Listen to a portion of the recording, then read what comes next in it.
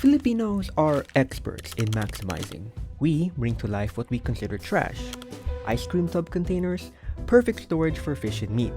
Worn-out t-shirts can be used for rags, and empty peanut butter jars are the new drinking glasses. Even tin containers of Danish cookies get a new life as sewing kits. Resourcefulness, or being madiskarte, is a trait Filipinos are well known for.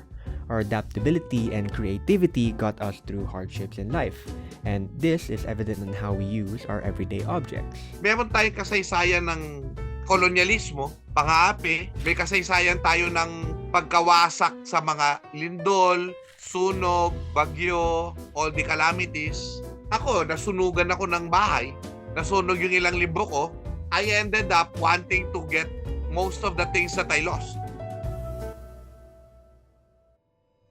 For context, the Philippines endured extreme hunger and adversity during the Second World War. The Japanese forces invaded the country and took control over the government. Many people were killed and tortured, and poverty arose amongst the population. Say nagsimula yon ng 16th century, 17th century, 18th, 19th, hanggang sa panahon ni Rizal noong 19th century. So madadala yung insecurity natin through the years. No? Pagdating ng Amerikano, ganun na naman, insecure na naman tayo sa pagkain. Nagtatago na naman tayo, nag-hoard na naman tayo, tapos itinatago natin. So na yung greed ng colonizers na isalin sa atin. The Japanese occupation implemented strict rationings amongst the Filipinos, which led to a widespread of hunger and malnutrition. The country faced a food shortage, and vegetables such as tomatoes became scarce for the common folk. Enter Maria Orosa, a food technologist who invented sources of nutrition out of what was available amidst the war. She developed recipes from soy and bananas, developing Soylac, a nutrient-rich drink from soybeans, also developing the rack, cookies made from rice bran, and lastly, banana ketchup, which of course is made out of bananas. Her food inventions were crucial. Without them, thousands of people in internment camps, hospitals, and on the streets would not have survived.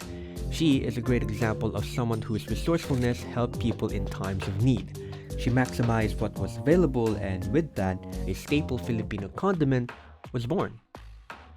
After the Second World War, Filipinos tried their best to rise up from the ashes. People rebuilt their homes and made the most of what was left. One of these inventions that came out of this was the jeepney. Many of the Americans left their military jeepneys, which the Filipino transformed into a mode of public transport. This surplus or excess military jeeps were resold, and subsequently was modified locally to become the jeepneys of today. The people lengthened it, adorned it, and is now a common sight to see on our roads. The decor ranges from pictures of the driver's children to cartoon characters such as Hello Kitty and popular superheroes. The possibilities were truly endless, and the colorful jeepneys we now know today is a symbol of Filipino resilience and creativity. Another byproduct of the Second World War is the rise of thrift stores, locally known as ukay-ukay. These stores started out as relief goods sent to the Philippines after World War II. Yung ukay-ukay culture, tinatapon lang yan eh. Tinatapon yan sa ibang bansa, yung mga damit na yan, yung mga libro ng book sale. Kasi sa US, ang consumption ng libro, pag nabasa mo na, itapon mo na. And this is not even a joke, tapon talaga.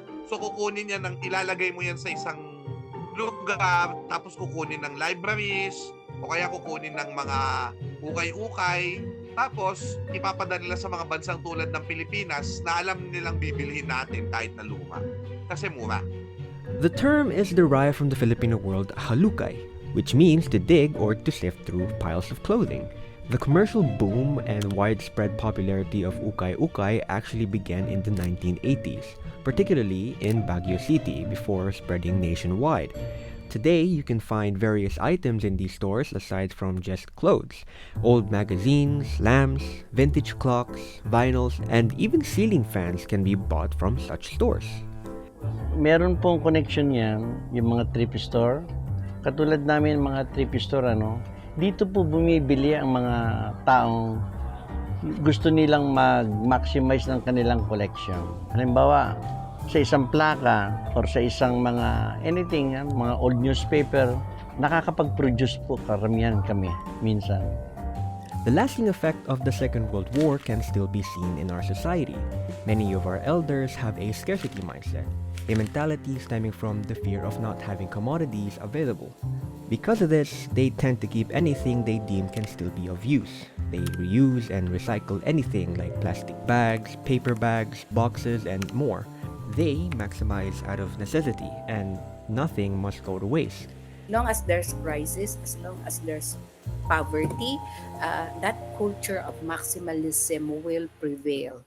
It will continue. It will not be lost. It will not be solved. Magpapatuloy at magpapatuloy yan. Kasi yan survival eh. Para mag-survive yung karaniwang mamamayang Pilipino na nasa 80% ng total population roughly, no, para mag-survive. Gagawa ng parang maximize yung lahat ng resources. Maximalism became a way of survival in more ways than one. For our ancestors, it became a way to adapt through a dark period. The adversity they faced bore fruit, and through resilience, many innovations came to life, and today, we can still benefit from it. We've learned to use whatever we have to its full potential, to see something beyond its original purpose.